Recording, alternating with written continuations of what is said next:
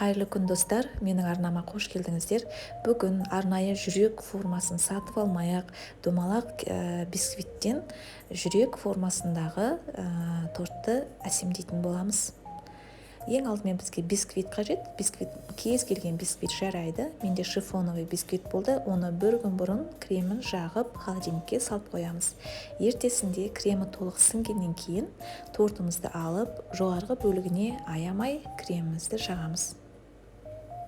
Ортасын міне өздеріңіз көріп тұрғандай пышақпен теңдей етіп сызып аламыз. Және төменгі екі бөлікті пышағымызбен кесеміз. Яғни біздің пышағымыз ұзын әрі өткір болу қажет. Яғни кескен кезде бірден кесілуі керек.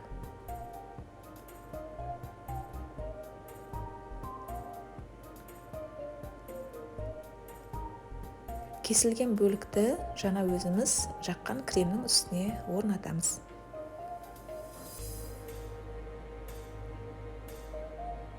Екі бөлікті жоғарғы жағына жапсырғаннан кейін, яғни жоғары жағындағы бұрышты сәл тереңірек етпей, кішкене бөлігін кесіп алып тастаймыз. Яғни біздің жүрекшенің бұрышы шығуы керек.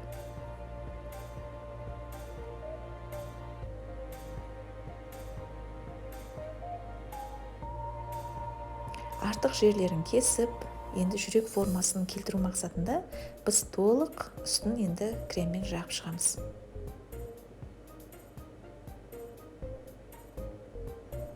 Міне кремімізді толық жақ болғаннан кейін, енді осы тортымызды 1-2 сағатқа холодильникке тағы да қойып аламыз.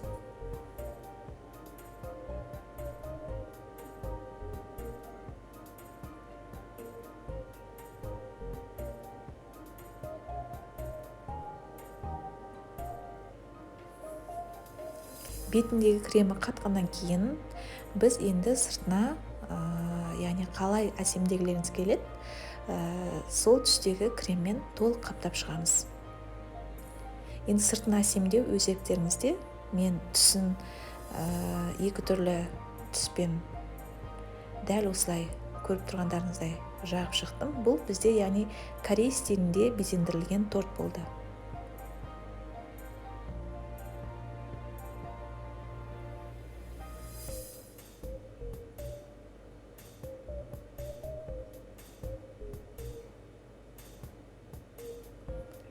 Үстіне, яғни артық еш нәрсе қойғаным жоқ, тек қана топпер қойып, және де кремнің түсіне сәйкес посыпкаларды сеуіп шықтым.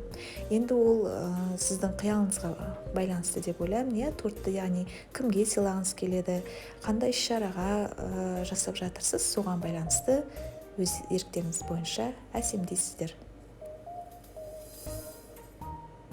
Міне біздің яғни ешқандай арнайы формасыз өзіміз, яғни домалақ бисквиттен жүрек формасына келтірген тортымыз дайын болды.